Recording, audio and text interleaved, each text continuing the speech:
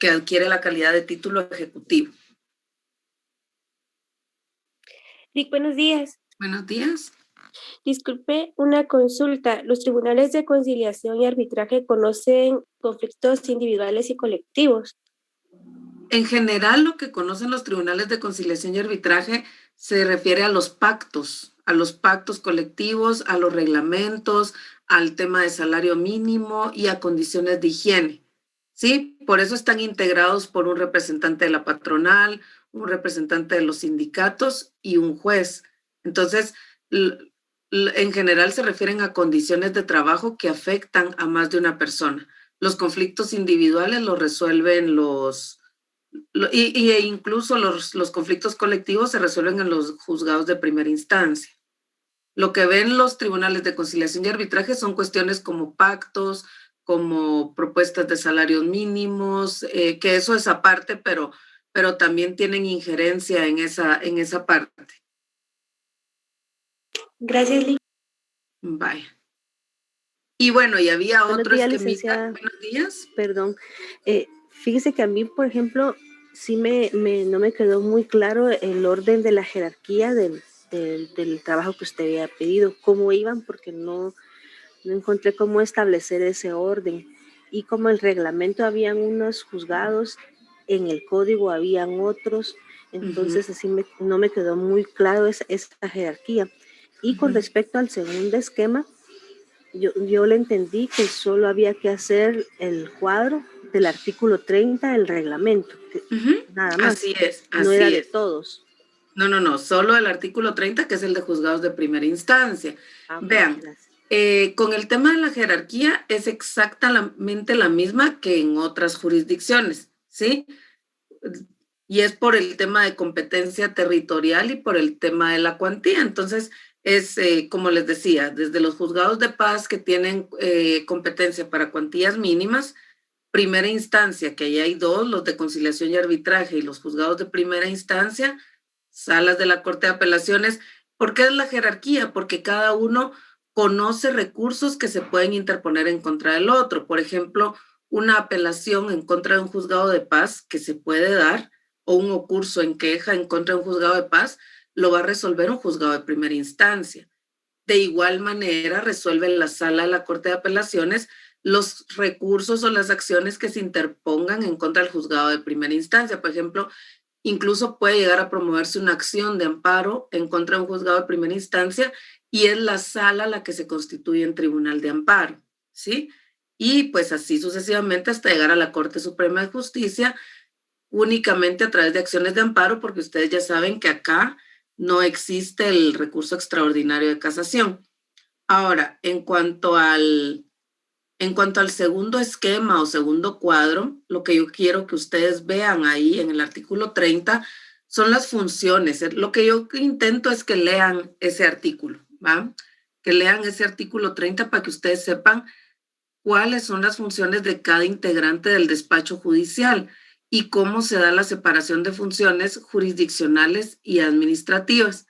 Es decir, el juez tiene que estar resolviendo y el secretario lo que hace, aparte de la administración del juzgado, es que es como el fedatario del juzgado. Autoriza certificaciones, se administra el juzgado, pero quien resuelve exclusivamente debe ser el juez. Los auxiliares de audiencias, por ejemplo, lo que tienen que hacer es verificar la presencia de las partes, hacer las grabaciones de las audiencias, etc. Bueno, entonces veamos hoy, vamos a hablar de la organización administrativa en materia laboral. ¿Sí? Buenos días.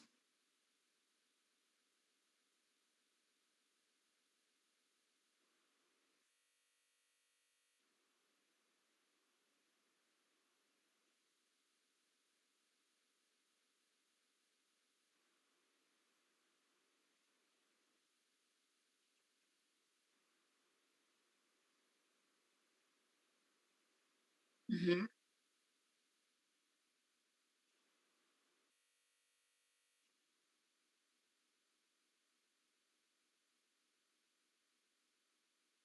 Sí, no se preocupen, vean, eso está en el código, y está también, esas las conoce o las promueve la Inspección General de Trabajo.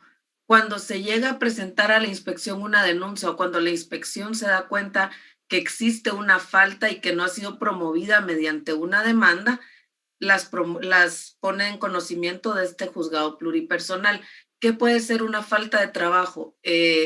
El no cumplir con los pagos, es decir, lo que no se lleve a través de una demanda, por ejemplo, el no cumplir con el pago de la planilla del IX, que el patrono no cumpla o que no existan las medidas de higiene y seguridad en el trabajo, son faltas y son objeto de multa.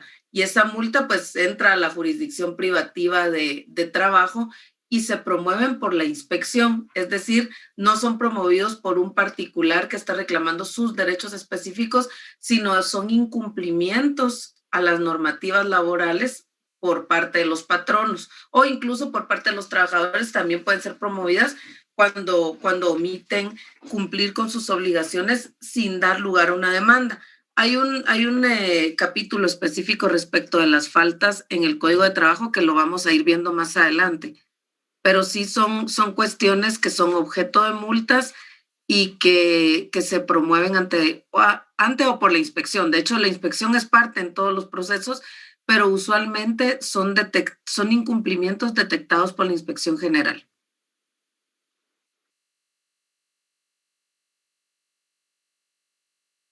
Leida, si no estoy mal, ese tema está regulado del 270 del Código de Trabajo, ¿verdad?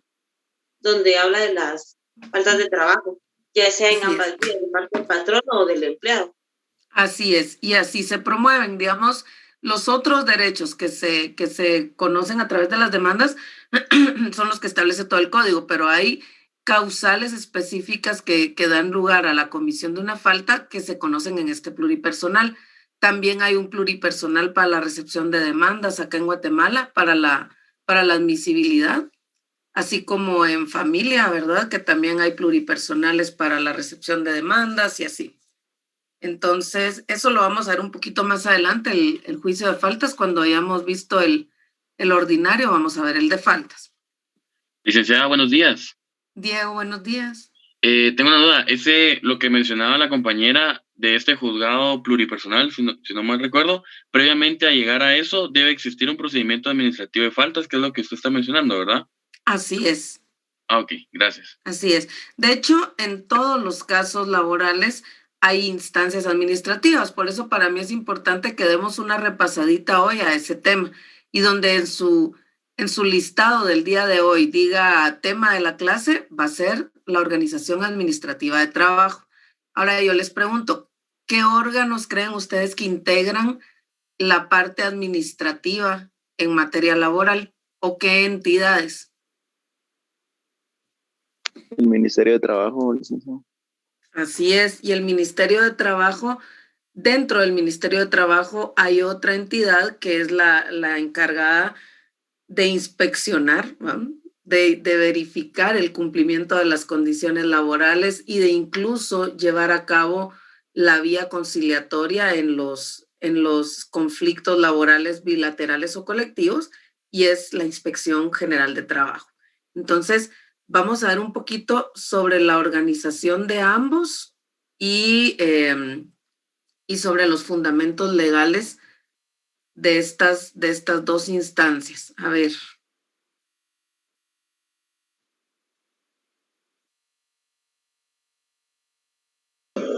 La Inspección General de Trabajo.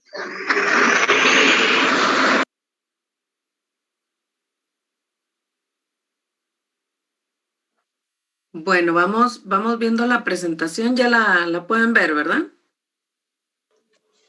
Sí, Ligda. Sí, licenciada. Sí, licenciada.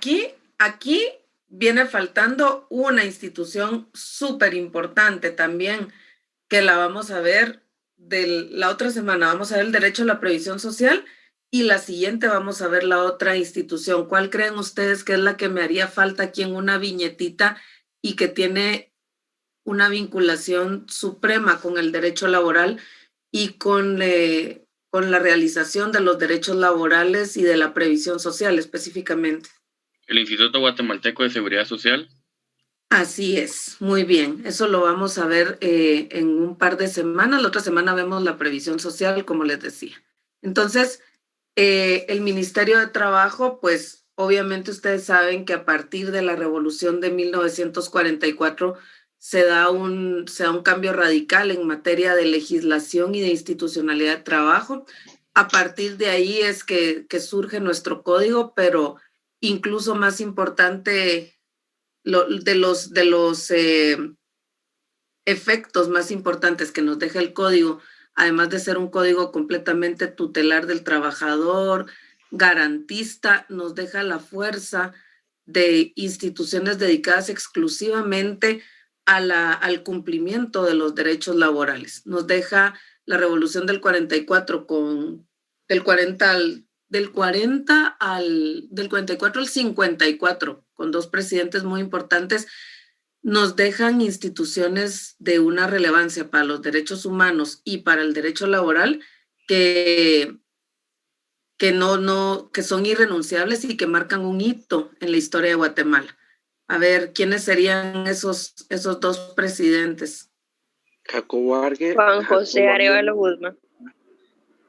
Arevalo y Arbenz, muy bien. Entonces, a partir de estos dos gobiernos se marca el hito en las regulaciones del derecho laboral y pues se verifica que a partir de tener este nuevo código, esta nueva legislación laboral, también es necesario fortalecer las entidades administrativas que antes estaban unidas dentro de la administración pública, en otras secretarías o en otras instancias. Por ejemplo, aquí pueden ver ustedes que había secretarías de Estado y existía una secretaría para gobernación, trabajo y previsión social. Entonces ahí son temas muy, muy diversos y se entiende que tiene que especializarse, que tiene que haber una instancia que exclusivamente vele por los derechos de las y los trabajadores.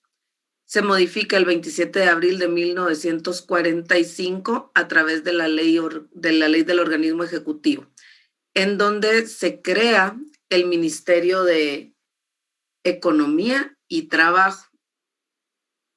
Ahí ya va un poquito más cerca del tema, pero luego se desliga del de economía porque les insisto, son temas muy diversos. Digamos, el Ministerio de Economía, si bien tiene un segmento como de empoderamiento económico, como de promoción de las pequeñas y medianas empresas, no se vincula tanto a la realización de los derechos laborales.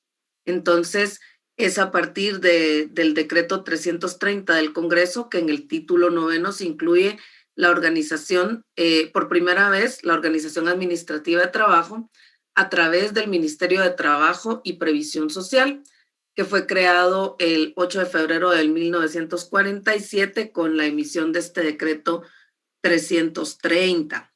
Entonces, a partir de allí surgen las funciones específicas del Ministerio de Trabajo y Previsión Social, que tiene a su cargo la dirección, estudio y despacho de los asuntos relativos al trabajo y a la previsión social.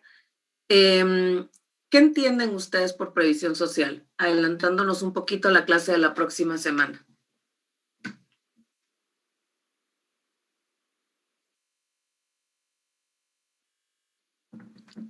Que cuida las garantías mínimas que deben gozar todos los trabajadores. Sí, y además de las garantías mínimas, pues establece derechos y establece principios para el goce de los derechos de todas y todos los trabajadores, y es estándar internacional. La previsión social, además, digamos, de los derechos mientras estamos trabajando, como su propio nombre lo indica, prevé a futuro. Por ejemplo, si hay accidentes, si hay incapacidad para el trabajo, si hay muertes, si hay hijos, si hay esposa. Entonces, la previsión social contempla todo esto, que a raíz del derecho laboral se proteja también a las personas que no tienen acceso a un trabajo, que no tienen la capacidad en determinado momento para trabajar. Entonces, son garantías de protección del Estado. Tiene por efecto el derecho, los derechos humanos, como el derecho laboral es un derecho humano, constituyen obligaciones para los estados. Los estados tienen la obligación de proteger, respetar y realizar los derechos. Entonces, digamos, a partir del derecho laboral y de la jurisdicción ordinaria laboral, lo que vamos a lograr es la protección de los derechos. Pero el Estado también debe respetarlos y debe promoverlos. Una vez garantizados estos derechos y existiendo en la normativa, la previsión social, lo que tiene que hacer el Estado a través de sus entes de previsión social, pues lógicamente es prevenir y garantizar el cumplimiento más allá de lo que se discute en tribunales, tener las herramientas para que todas las personas puedan gozar en forma absoluta de los derechos.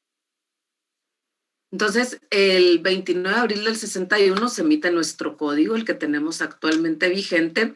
Tiene algunas reformas un tanto recientes, pero en general el código es de 1961, bajo el decreto 1441 del Congreso, y es el que contiene la mayor cantidad de modificaciones que ha tenido el Código de Trabajo. Se uniforma el nombre del Ministerio de Trabajo y se le atribuyen ciertas funciones, pero las funciones del Ministerio de Trabajo no se encuentran exclusivamente en este decreto 1441. El fundamento legal de los ministerios está también en la Constitución, en la Ley Orgánica del Organismo Ejecutivo y en sus respectivos reglamentos. Así que para hablar de las funciones y de cómo va a dar cumplimiento el Ministerio de Trabajo a cada una de sus funciones, pues lógicamente tenemos que partir de la Constitución, pasar por la ley del Ejecutivo y ya ir aterrizando en el Código de Trabajo y en los reglamentos o en los acuerdos que se emiten a través del Ministerio de Trabajo para ir viendo ya de forma más aterrizada su estructura.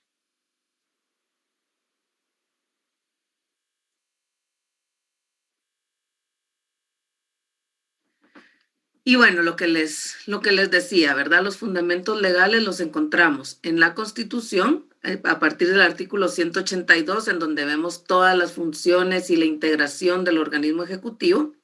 En el Código de Trabajo, artículos 274 al 277, y en la Ley del Organismo Ejecutivo, artículo 19, numeral 12, entre otros. Y vean ustedes, en la Constitución, ¿dónde lo encontramos? En la parte que nos habla del organismo ejecutivo. El artículo 182, que es el que establece la presidencia de la República y la organización la integración del organismo ejecutivo, y que nos dice que el presidente de la República es el jefe de Estado y ejerce las funciones por mandato del pueblo. Actúa siempre en Consejo de Ministros y en consejo o separadamente con cada uno de ellos. Las funciones del presidente, entre otras, son coordinar el Consejo de Ministros, elaborar las políticas de desarrollo de la nación, presidir el Consejo de Ministros, aunque eventualmente hay gabinetes específicos que los preside el vicepresidente y sea el superior jerárquico. Para el despacho de los negocios del organismo ejecutivo, habrá los ministerios que la ley establezca con atribuciones y competencias específicas. Entonces, partiendo de estos artículos 182, 183 y 193, ven ustedes cómo el organismo, el Ministerio de Trabajo hace parte del organismo ejecutivo y por consiguiente de la administración pública en materia exclusiva de trabajo. Es decir, es parte de la administración del Estado, del gobierno del Estado, como una rama del Ejecutivo. Por eso es la parte administrativa, no es jurisdiccional, tiene una relación jerárquica directa con el presidente de la República y es a través del Consejo de Ministros en donde se emiten los acuerdos y en donde se emiten los reglamentos y resoluciones del Ministerio de Trabajo que vinculan, digamos, o que son vinculantes para todas y todos los ciudadanos guatemaltecos. Entonces vean que tiene funciones eminentemente administrativas y ejecutivas para el desarrollo de políticas públicas, ¿sí? Entonces, les pregunto si tienen alguna duda acá o si alguien puede darme un ejemplo de políticas públicas que puedan surgir del Ministerio de Trabajo.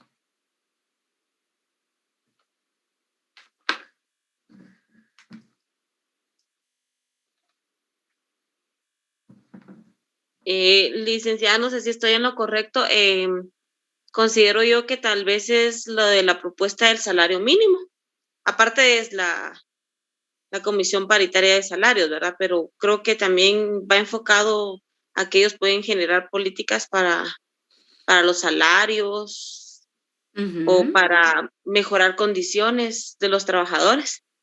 Exacto. Bueno, digamos, la del salario es a través de un acuerdo y sí hay representación del ministerio, hay representación de los patronos, de los trabajadores, etcétera. Pero, pues sí, la generación de políticas públicas lógicamente tiene que incidir en el desarrollo de mejores condiciones o en la vigencia de los derechos de todas las personas. Entonces, las políticas, por ejemplo, podría ser una de promoción del empleo, digamos, o políticas de inmersión laboral para personas que no tienen experiencia, digamos, se me ocurre ahora como las ferias del empleo, que creo que son impulsadas por el Ministerio de Trabajo, pero podría existir una política de inmersión laboral para mujeres, mujeres que han salido de prisión, ¿verdad?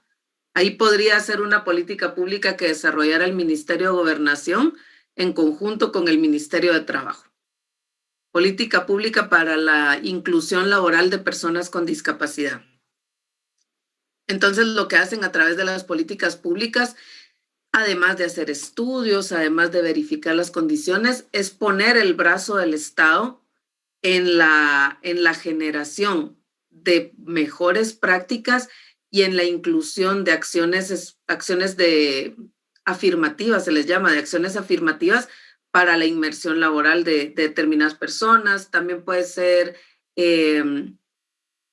por ejemplo, para el tema de la pandemia, lógicamente hubo participación de políticas del Ministerio de Trabajo para regular o para coordinar las condiciones en las que las personas deben o no deben asistir a trabajar, el tema de los aforos, etcétera. Todo esto tiene que ver con políticas públicas y todo esto pues se vincula a la función administrativa del Estado, específicamente en el tema del Ministerio de Trabajo, pero aparte de participar en la creación de acuerdos y en la creación de políticas públicas, ya vieron ustedes en la parte histórica de la presentación que el objetivo del Ministerio de Trabajo es velar por el cumplimiento de las leyes laborales. Entonces, es la instancia rectora desde el Ejecutivo para el cumplimiento de la legislación laboral y para la realización de los derechos de los trabajadores y del cumplimiento de las obligaciones de patronos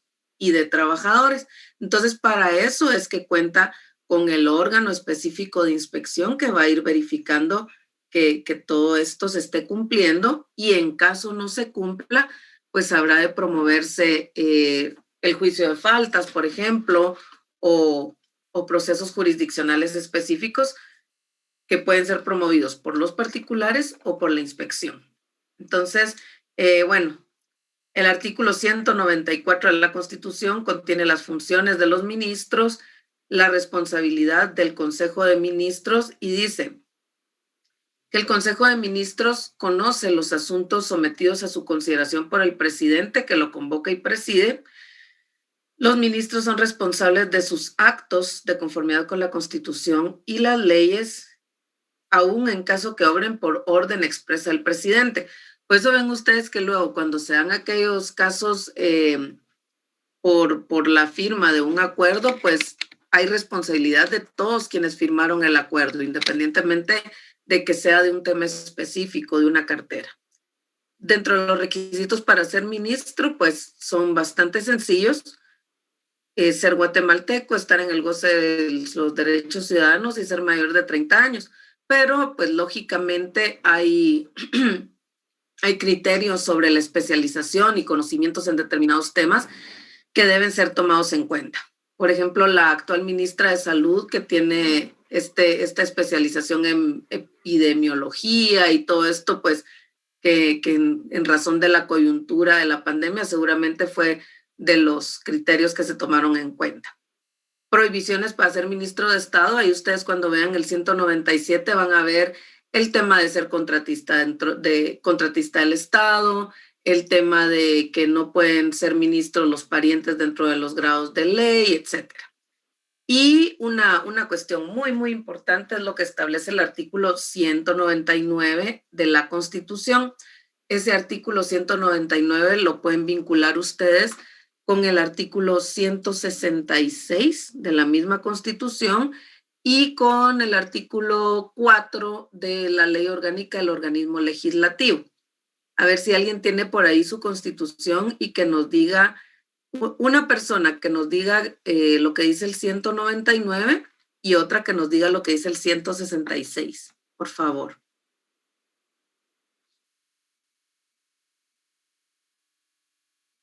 Buenos días, artículo 199. Comparecencia obligatoria a interpelaciones. Los ministros tienen la obligación de presentarse ante el Congreso con el objeto de contestar las interpelaciones que se les formule. Muy bien. ¿Y el 166, otra persona? Artículo 166, interpelación a ministros. Los ministros de Estado tienen la obligación de presentarse al Congreso a fin de contestar las interpelaciones que se les formulen por uno o más diputados. Se exceptúan aquellas que se refieran a asuntos diplomáticos u operaciones pendientes. Las preguntas básicas deben comunicarse al ministro o ministros interpelados con 48 horas de anticipación. Ni el Congreso en pleno ni autoridad alguna podrá limitar a los diputados al Congreso el derecho de interpelar, calificar las preguntas o restringirlas. Cualquier diputado puede hacer las preguntas adicionales que estime pertinentes relacionadas con el asunto o asuntos que motiven la interpelación, y de esta podrá derivarse el planteamiento de un voto de falta de confianza que deberá ser solicitado por 4 diputados, por lo menos, y tramitado sin demora, en la misma sesión o en una de las 2 inmediatas siguientes. De acuerdo, gracias Marilu. Entonces vean ustedes que los ministros, además de tener funciones administrativas, funciones de rectoría, funciones de emitir memoria de labores cada año, de velar por los derechos de las personas y de generar políticas públicas, también tienen la obligación de rendición de cuentas, ¿verdad?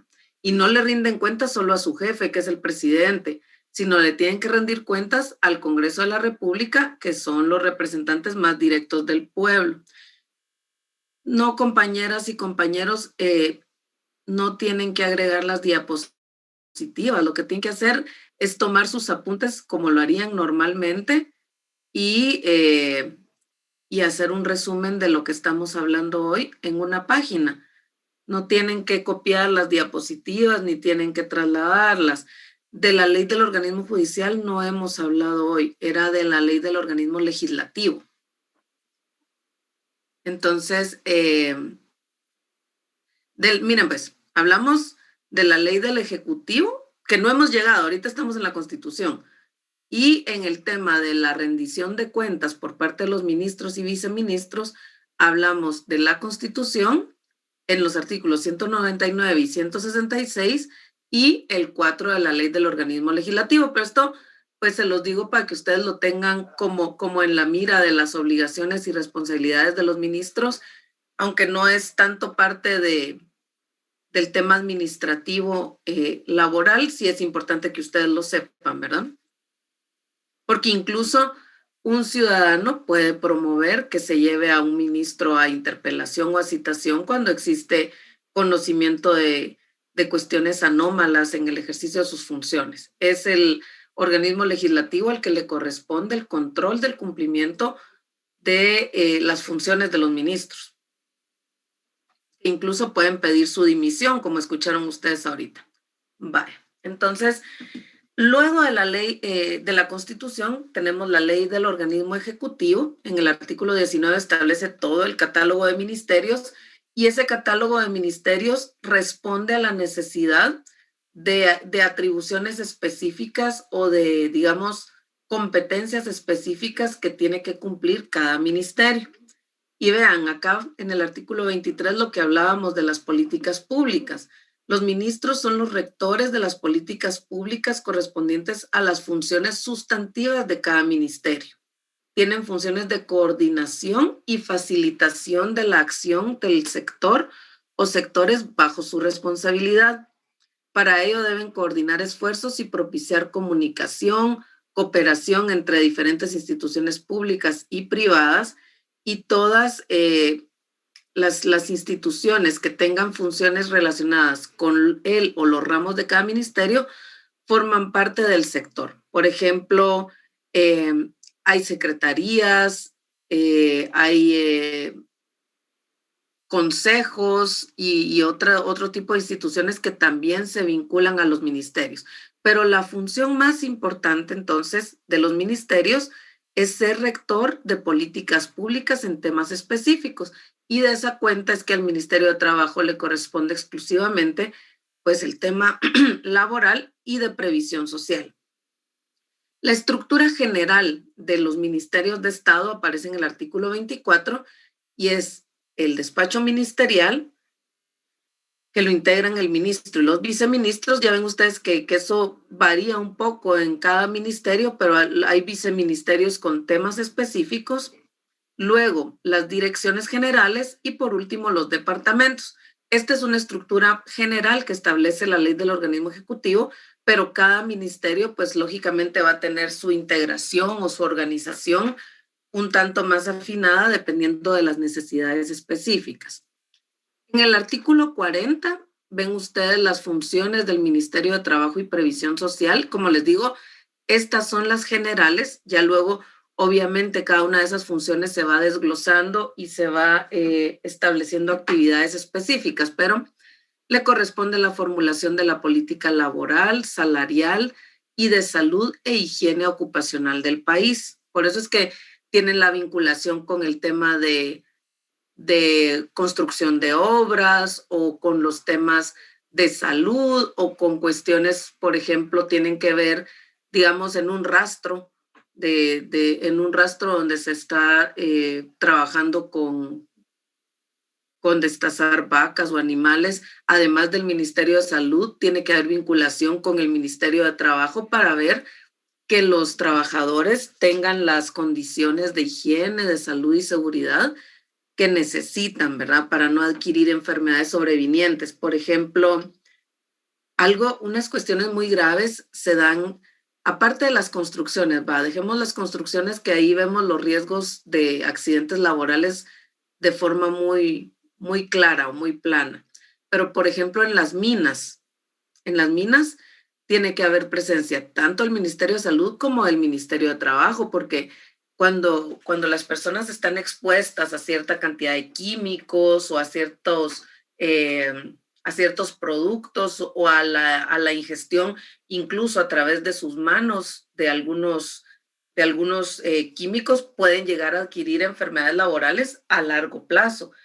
Yo conocí el caso de una persona que trabajaba en una municipalidad en el tema de limpieza de drenajes y nunca le dieron el equipo necesario. Entonces ustedes ven que se meten así con guantes de esos de 10 quetzales que pueden vender en cualquier ferretería y solo así se meten a destapar los drenajes y todo. Pues esta persona lamentablemente adquirió una serie de tumores que se le convirtieron en cáncer porque pasó 10, 15 años trabajando en estas condiciones. Y allí es donde tiene que estar el Ministerio de Trabajo, verificando que las personas tengan y cuenten con todas las medidas de seguridad y de higiene para cumplir con sus funciones. Entonces le corresponde la formulación de políticas, promover y armonizar las relaciones laborales entre empleadores y trabajadores, prevenir los conflictos laborales e intervenir de conformidad con la ley. ¿Cómo van a intervenir? Pues a través de las funciones administrativas de las que hablamos, ¿verdad? De que los conflictos también se pueden promover en la instancia administrativa para lograr la solución. Estudiar y discutir, y si fuera de beneficio para el país, recomendar la ratificación y velar por el conocimiento de aplicación de los convenios internacionales de trabajo. Esta parte también es muy importante porque recuerden que los estándares internacionales, los convenios internacionales de trabajo son convenios de derechos humanos y entran a formar parte de la legislación con rango constitucional. Entonces, le corresponde al Ministerio de Trabajo el análisis, la discusión y en todo caso la recomendación de la adhesión del país a estos convenios. ¿Preguntas o comentarios hasta acá, compañeras, compañeros?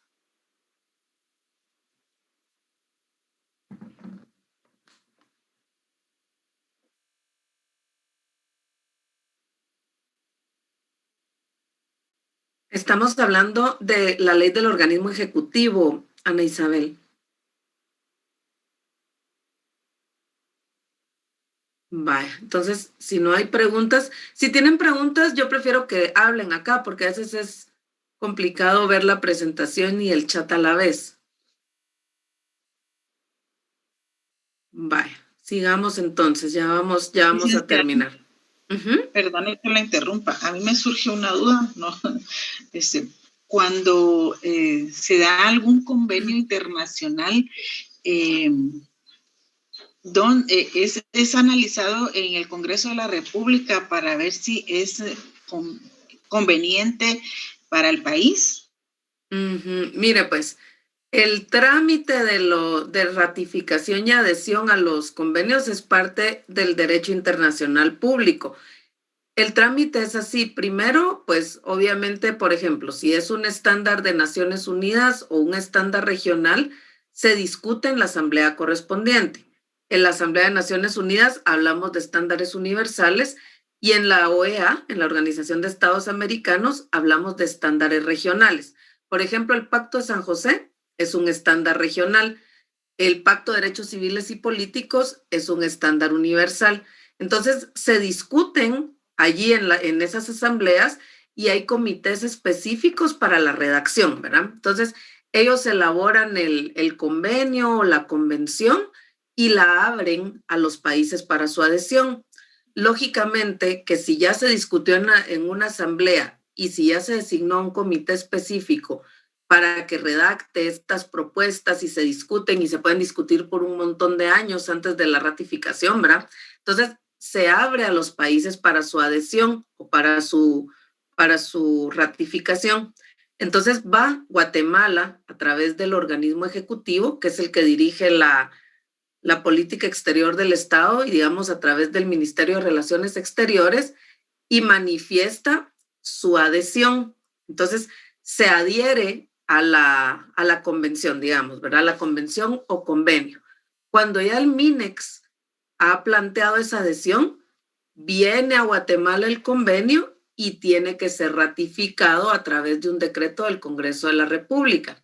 Y después de ratificado por el Congreso, es depositado en el ente regional o en Naciones Unidas para que entre en vigencia. Entonces, es todo un proceso de derecho internacional de derechos humanos y de derecho internacional público, pero sí, una fase es la ratificación por el Congreso de la República.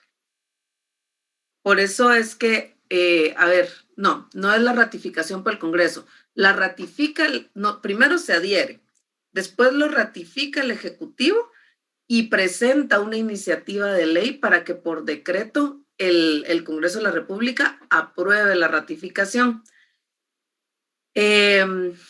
Esto fue objeto de un conflicto el año pasado, antepasado ya, cuando se firmó aquel acuerdo de tercer país seguro, el que ahorita acaban de derogar, porque ese se firmó solo entre el Ejecutivo, pero tenía que haber sido ratificado tenía que haber sido aprobada la ratificación por el Congreso de la República. No sé si la confundí más o o en algo le aboné, pero sí es todo un proceso de adhesión. Y sí hay una etapa en donde el Congreso tiene que aprobar la ratificación. Sí, licenciada, muchas gracias. Sí, me quedó bastante más claro de lo que tenía. Gracias. Sí, disculpe que ahorita no está así como que muy preparado el esquema, pero sí es así el proceso hoy. Y en efecto, pues cuando se trata de carteras o de temas específicos, los va viendo cada ministerio. Vamos a ver aquí cómo vamos. Licenciada, una duda. ¿Sí?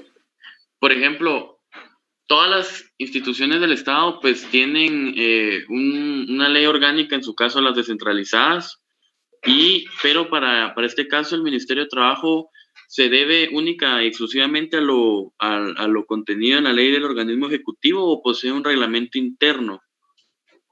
Sí, seguramente hay un reglamento interno, vamos a verificarlo. No lo tengo aquí a mano ahorita, pero aparte de los reglamentos, hay acuerdos que establecen la organización jerárquica. O sea, sí, seguramente tiene su reglamento de funciones interno, pero aparte tiene el reglamento de la inspección, tiene el reglamento, tiene los protocolos, etcétera. Digamos que estas son las leyes de base, y a partir de la ley se le ordena a cada ministerio que cree su reglamento, sobre todo para procedimientos específicos. Ustedes saben que la ley establece la norma y el reglamento la desarrolla las fases procedimentales de la norma. Entonces sí, sin lugar a dudas tiene que haber un reglamento interior.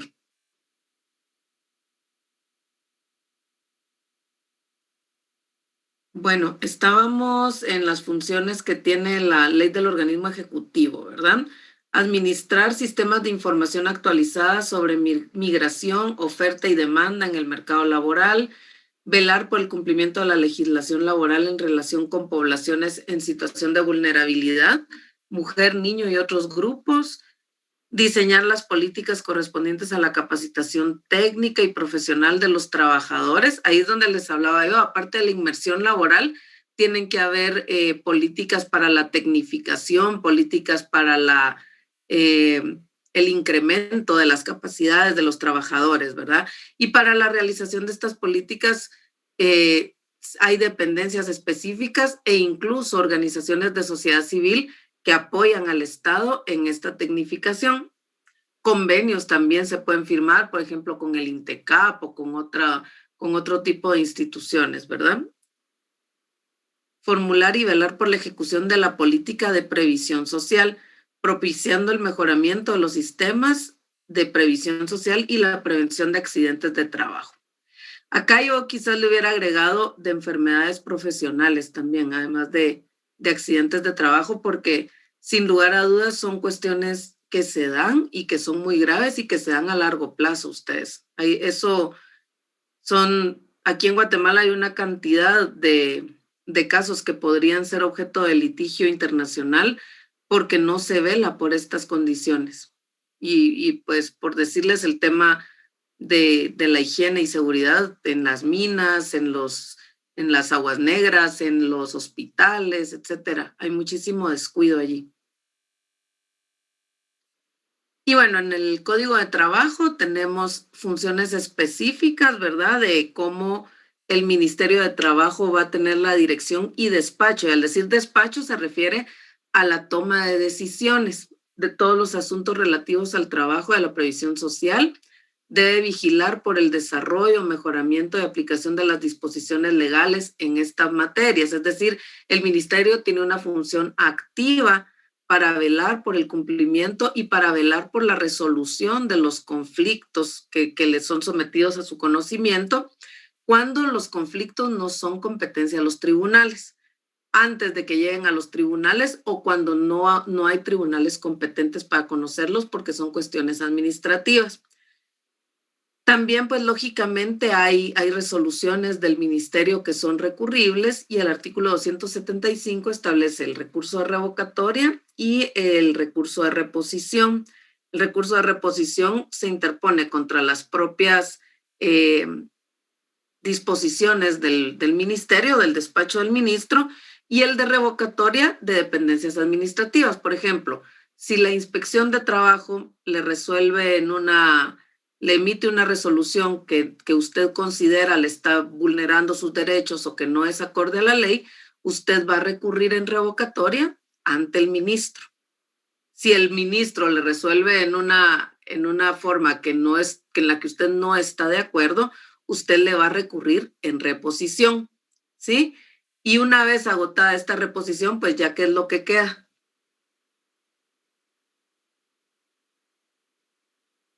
¿Qué creen ustedes que les quedaría después de que el ministro les resuelve en forma que ustedes consideran que no es legal, que no es legítima? Licenciada, ¿podría ser ¿Sea un proceso laboral? administrativo?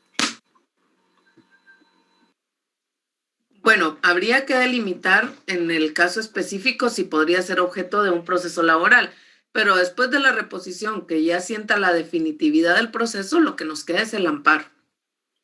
A propósito de lo que usted menciona, licenciada, no sé si yo pienso que el amparo podría ser la medida, puesto que usted menciona la definitividad procesal y es un presupuesto necesario o doctrinariamente recomendado para que exista la procedencia del amparo. Entonces, es decir, usted menciona de que la resolución del Ministerio del Trabajo no sería favorable y se considera que está de cierto modo violentando un derecho que me asiste. Entonces, un agravio directo, definitividad procesal, quedaría como algo normalmente aplicable el amparo. Así es. Sería la vía del amparo, independientemente de poder accionar en el tema laboral y digamos, si no le resuelve un incumplimiento de deberes, pero dejemos al ministro que haga su trabajo, ¿verdad? No estemos pensando cómo atacarlo, digamos, pero pues es un abanico de opciones lo que tenemos ustedes, aparte del amparo, aparte del proceso laboral, pues ahí está el proceso penal o están las citaciones al Congreso de la República para ver por qué no está cumpliendo con sus funciones. En el código hay algunas de las funciones del ministerio y algunas de las dependencias que lo integran. Aunque estas ya están un tanto más evolucionadas, recuerden que el código es del año 61 y se han ido, obviamente el Ministerio de Trabajo ha crecido un montón. En la página encuentran ustedes muchísima más información del Ministerio de Trabajo, pero en general, establecidas por la ley, está el Departamento Administrativo de Trabajo, la Inspección, la Comisión Nacional del Salario y otras que determine él o los reglamentos que dicte el organismo ejecutivo. Funciones, ya las vimos allá en la ley del Ejecutivo, un tanto más renovadas, pero también están en el Código de Trabajo y también nos establece las funciones de la Inspección General de Trabajo en el artículo 278 y 279. Vean ustedes que tiene un carácter o tiene funciones de asesoría técnica del ministerio y debe evacuar todas las consultas que le hagan otras dependencias del Ministerio de Trabajo, los patronos o trabajadores, sobre la forma en que deben ser aplicadas las disposiciones legales. La Inspección General de Trabajo debería ser la parte más fuerte del Ministerio de Trabajo porque vean la cantidad de funciones que tiene. Ejerce su trabajo a través de trabajadores sociales y de inspectores, de velar porque patronos, trabajadores y organizaciones sindicales cumplan y respeten las leyes, los convenios, los pactos colectivos y los reglamentos que norman las condiciones de trabajo. Imagínense nada más el velar por ese cumplimiento a nivel nacional. Luego, también tiene que ver que las que se vayan a dictar a futuro sean acordes a lo que establecen las normas y condiciones en materia de previsión social y la inspección tiene la función de mediar y de documentar los arreglos directos y conciliatorios. Entonces, debería ser la parte más fuerte del Ministerio de Trabajo porque tiene funciones súper importantes, aparte que es asesora, pero lo ven ustedes en el 278, en el 279 y en los protocolos específicos. Imagínense, debe ser tenida como parte en todo conflicto individual o colectivo en el que figuren trabajadores menores de edad o trabajadores cuya relación haya terminado sin el pago de la indemnización, prestaciones y salarios. Entonces, sí es, pero muy, muy importante y muy extensa las funciones de la Inspección General de Trabajo. Y luego, pues ahí la pueden ir ustedes viendo en el artículo 280, la pueden leer un poco más despacio, pero entre otras es que de verdad es muy importante y quizás es, como les digo, puede ser la parte más importante del Ministerio de Trabajo. Imagínense, es parte en conflictos, en todos los conflictos casi, porque en casi todos los conflictos la gente se va sin que le paguen su indemnización. Es asesora en las políticas y en la toma de decisiones del ministro. Tiene funciones de mediar y de documentar las conciliaciones o los arreglos conciliatorios. Tiene funciones de inspección, lógicamente, como su nombre lo indica. Puede visitar los centros de trabajo. Puede ser que en estas visitas sean acompañados por técnicos y peritos del ministerio y del Instituto Guatemalteco de Seguridad Social, recabar información y una vez realizadas estas inspecciones y esta información sistematizada, también le corresponde la imposición de sanciones, ¿verdad? Porque vean aquí en la literal E, una vez finalizadas las diligencias, puede tomar medidas de requerir la adopción de medidas específicas para el cumplimiento de leyes laborales, requerir al empleador las modificaciones en infraestructura o métodos, iniciar proceso sancionatorio administrativo mediante la emisión de actas de infracción a normas laborales e incluso ordenar la paralización o prohibición inmediata de trabajos o tareas por inobservancia sobre la normativa de prevención de riesgos laborales. Entonces, sí es muy, muy importante que ustedes conozcan la amplitud de las funciones de la Inspección General de Trabajo y su importancia, ¿verdad? Tiene fundamento también convencional, aparte de lo que establece el Código de Trabajo, también hay un convenio específico sobre la inspección de trabajo, el convenio 81 de la OIT, y el 129 sobre la inspección de trabajo en la agricultura. Ahí ven que tenemos también, hay dos protocolos de la inspección de trabajo, uno para la verificación o para la inspección en todo el sector nacional y otro específico para actividades de agricultura. Guatemala ha ratificado estos dos convenios también.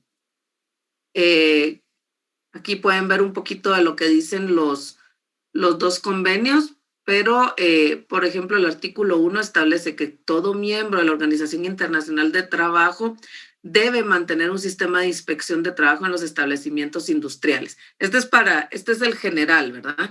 Y pues los objetivos, velar por el cumplimiento de disposiciones legales, facilitar información técnica y asesorar a empleadores y trabajadores, poner en conocimiento de la autoridad las deficiencias o los abusos que no estén específicamente cubiertos, y etcétera, ¿verdad? Velar por los derechos de las personas y por el cumplimiento de la previsión social y de normas de higiene. Y cuando hablamos de higiene, pues no hablamos solo de limpieza, ¿verdad? Sino de seguridad en el trabajo para todas y todos los trabajadores. Y de igual manera, pues está el convenio 129 para los trabajadores del sector agrícola, que también hay una obligación del Estado de contar con una sección específica para realizar las funciones de inspectoría en el trabajo relativo a la agricultura. Vean ustedes, este es un cuadro del informe que rinde el Ministerio de Trabajo todos los años sobre los planes operativos realizados de conformidad en cumplimiento del convenio 129 sobre la inspección de trabajo en la agricultura. Esto es del año 2019. Pero vean, en agricultura, en el mes de febrero del plan operativo tenían que verificar el pago de los salarios mínimos y el restante del 50%. Realizaron 74 visitas. Imagínense, estamos hablando de un país con 336 municipios y se realizaron 74 visitas. Realizaron en marzo el plan operativo del sector del agro, 281, para verificar cumplimiento de salario mínimo, aguinaldo, inscripción al IX, trabajo infantil. Pero lo que yo quiero que ustedes vean acá es que la muestra, para mí, no es tan significativa, ¿verdad? O sea, 580 verificaciones, no sé qué tanto puedan llegar a dar un dato que pueda servir para la toma de decisiones y sobre todo para la emisión de sanciones, para los llamados de atención y para la documentación en casos específicos. Luego, en el siguiente cuadro, vean, este también es, a partir de lo que hablamos, de la importancia y de la magnitud del trabajo de la Inspección General. Miren ustedes la cantidad de personal que tiene asignado la Inspección General de Trabajo por región y género a nivel nacional. Región suroccidente, 76 inspecciones de trabajo, 76 inspectores de trabajo. Suroccidente sería, como decir, Retaluleu, Mazatenango, todo aquello, 76 inspectores. Nororiente, que estaríamos hablando aquí de este lado de como el Progreso, Jalapa, por allí, 55 inspectores de trabajo. Y en el departamento de Guatemala, 72. Ahora díganme ustedes si 203 personas en total tendrán la capacidad para darle cumplimiento a todas aquellas funciones que vimos de los convenios de la OIT y de la ley del Ejecutivo y del Código de Trabajo. Estos 203 inspectores tienen que llevar a cabo audiencias conciliatorias, tienen que documentarlas, tienen que ir a hacer visitas y tienen que ser parte en todos los procesos. Pues esto es dato, ¿verdad, compañeras y compañeros? No es para que ustedes conozcan cómo está la situación, quiénes desempeñan el trabajo y la importancia de la organización administrativa laboral. Así que por ahí terminamos la presentación de hoy. ¿Tienen preguntas o comentarios, compañeras, compañeros? Licenciada, disculpe una Sí, cosa. licenciada. Los inspectores de trabajo son abogados, tienen alguna formación, me imagino, específica en relación a lo laboral, porque yo tuve una experiencia de una persona que era jefe de recursos humanos en una empresa muy, muy grande, y esta persona me comentaba que lamentablemente los inspectores de trabajo son fácilmente sobornables. Sí, ese es un problema. Mire, no son, debe haber abogados, ¿verdad? Pero no es un requisito que sean abogados. Sí tienen una formación, incluso hay estudiantes de derecho y trabajadores sociales y psicólogos, etcétera, y tienen una formación o una inducción específica para el cumplimiento de sus funciones, pero no es requisito que todas y todos sean abogados. Y el tema de la corrupción, pues es un problema sistémico, ¿verdad? Ustedes, porque al final de cuentas el inspector sí tiene bastante incidencia en los procesos, en los cálculos, incluso en el avenimiento de las partes para llegar a una solución de un conflicto, y pues lamentablemente, como en todas partes, sí se da. Quisiéramos que no. Sí, lo ideal es que no suceda, ¿verdad? Mi duda es, ¿a qué se deberá la precariedad que siempre tiene el ministerio o la deficiencia del Ministerio de Trabajo con respecto, ya sea con la poca formación de sus inspectores, el trabajo que hacen los inspectores? ¿A quién repercute cuando ellos hacen un mal trabajo? Por ejemplo, de ir a verificar un lugar que no haya la higiene necesaria. ¿Sobre quién repercute si ellos hacen mal su trabajo? Gracias. Sí, sobre el ministro. O sea, al final de cuentas, el responsable de la cartera es el ministro, y las causales pues son las mismas que en todas partes, los recursos, ¿verdad? Ustedes, por eso es que están tan saturados y saturadas de trabajo y con tan poco recurso humano, porque lamentablemente vivimos en un país en el que se ha privilegiado otros intereses y se ha dado muchísima corrupción, y eso no ha permitido que las instituciones puedan fortalecerse. Y parte de un Estado fuerte sería contar con los trabajadores y trabajadoras suficientes para cumplir con sus funciones, y no escudarnos en decir no hay recursos cuando sabemos que por décadas y cientos de años se han venido perdiendo, pero esa es una cuestión, digamos, histórica. Damaris.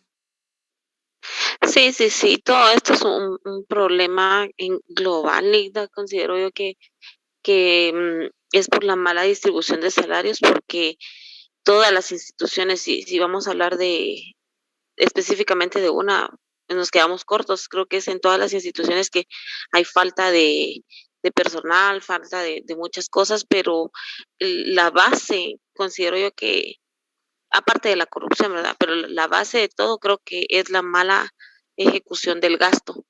El miedo de muchos funcionarios o empleados públicos al ejecutar gastos, porque también las leyes que nos regulan como que nos dan un poquito de miedo. Se ponen muchos candados, pero igual yo siempre he sido de la opinión de que la gente que quiere hacer cosas malas siempre las hace. Obviamente no todas las personas son malas, como hay buenos y malos. Considero que esto también es porque en el pasado se pensaba para poca población. Hay que tomar en cuenta que en el pasado cuántos habitantes había en el país. Tal es el caso de los juzgados. Los juzgados están saturados por lo mismo, porque eran menos personas hace 20, 30 años. Exacto, tiene razón. Sí, miren, a ver, el tema de la administración pública es complejo, y como bien dice Damaris, hay candados, por ejemplo, la ley de contrataciones del Estado o incluso los mismos reglamentos. Yo me acuerdo, yo hace años trabajé en el Instituto de la Defensa Pública Penal y éramos, digamos, unos 80 defensores bajo el renglón 029, porque la ley solo permitía 25 abogados presupuestados bajo el renglón 011. Entonces, es porque las instituciones también han sido concebidas como más pequeñas y obviamente el crecimiento demográfico ha sido exponencial. Entonces, las instituciones se quedan cortas. Y luego, pues también el crecimiento va a responder a las asignaciones presupuestarias. Y como también dice Damaris, cuando se quieren hacer las cosas, se hacen, porque ya vieron el escándalo del Ministerio de Educación, donde habían 900 asesores, pues. O sea, era una cantidad absurda de asesores. No sé si preguntan por el resumen. Lo ideal sería que ya lo hubieran hecho y que lo afinaran ahorita en los próximos 40 minutos y lo suban de una vez, pero la tarea está abierta hasta el próximo viernes y es a mano, ¿ok?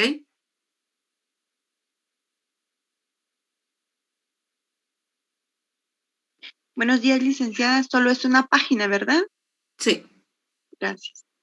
Vaya, jóvenes, si no tienen más preguntas o comentarios, son ustedes libres para continuar con sus exámenes parciales o lo que tengan que hacer. Les deseo un buen fin de semana y quedamos en comunicación. Licenciada, disculpe, solo tengo una pregunta. ¿La presentación la comparten? Se las voy a compartir después de que manden su resumen para que les sirva para su examen, ¿sí? Perfecto, muchas gracias. Va, pues que tengan buen día. Gracias, licenciada. Feliz día. Feliz día, Igualmente. Gracias, licenciada. Feliz día, licenciada. Buen día, licenciada. Gracias, licenciada. Buen Feliz día. Buen día, licenciada. Gracias.